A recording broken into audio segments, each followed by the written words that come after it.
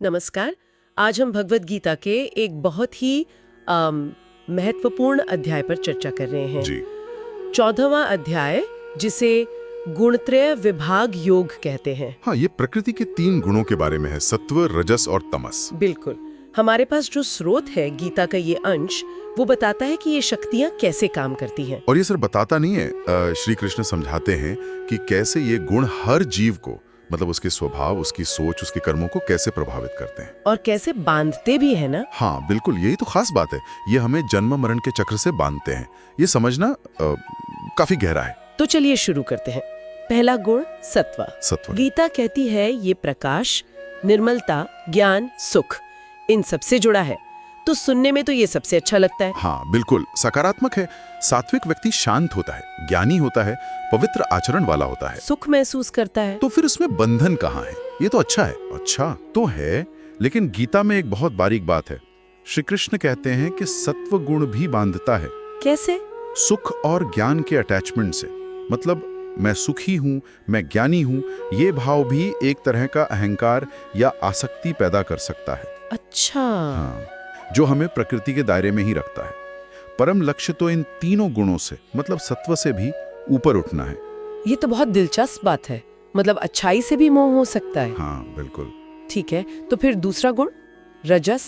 रजस गुण स्रोत के अनुसार ये इच्छा, कामना, कर्म, एक्शन, इन सब से जुड़ा है। मतलब एक्टिविटी, एम्बिशन। एकदम सही।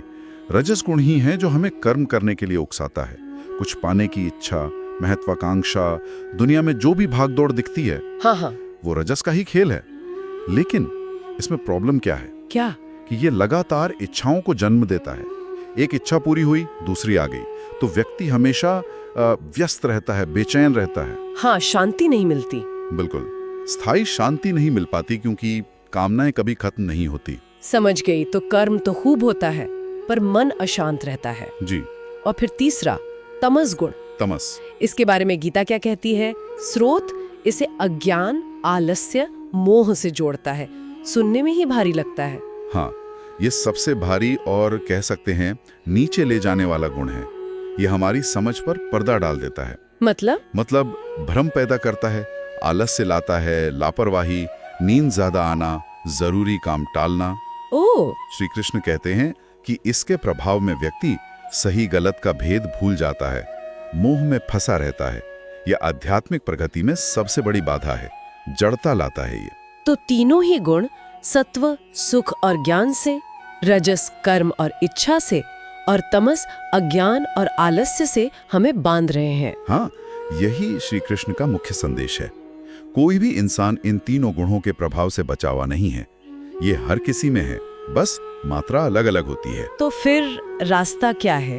इनको जानने का फायदा क्या हुआ? फायदा ये है कि इनको समझकर, इनके प्रभाव को देखकर इनसे ऊपर उठना है। ऊपर उठना है। हाँ, जिसे गुणातीत अवस्था कहते हैं। जी। जो व्यक्ति इन तीनों गुणों के असर से मुक्त हो जाता है, जो सुख दुख मान अपमान में सम रहता है, वही योगी है, वही भक्त है, वही मुक्ति पाता है। तो सिर्फ जान लेना कि सत्व अच्छा है, रजस एक्टिव है, तमस बुरा है, ये काफी नहीं। बिल्कुल नहीं। गीता असल में आत्मनिरीक्षण, सेल्फ ऑब्जर्वेशन पर बहुत जोर देती है। अच्छा। हमें ये देखना होगा कि हमारे अपने फैसलों में, हमारे व्यवहार में, हमारी सोच में कब कौन सा गुण ज्यादा हावी हो रहा है। क्या हम शांति से काम कर रहे हैं, सत्व, या बस भागे जा रहे हैं, रजस, या फिर टालमटोल कर रहे हैं, तमस। ये जागरूकता। हाँ, ये जागरूकता ही पहला कदम है। अच्छा। इसी से इनके बंधन से छूटने की यात्रा शुरू होती है। तो संक्षेप में कहें तो भगवत गीता का ये अध्याय हमें अपने आप को और अपने आसपास की दुनिया को समझने का एक फ्रेमवर्क देता है। सत्व, रजस, तमस। बिल्कुल, ये गुण लगातार हमारे विचारों, हमारी भावनाओं, हमारे कर्मों को अंदर से चला रहे हैं। ये तो बहुत गहरा विश्लेषण है। हाँ, और अंत में एक सवाल जो इस पूरी चर्चा से उठता है, क्या? कि अगर हम इन गुणों के खेल को पहचान लेते हैं, इनको समझ जाते हैं, तो क्या ये मुमकिन है कि हम कर्म तो करें, दुनिया में रहें, लेकिन इनके असर से, इनके बंधन से मुक्त रहें?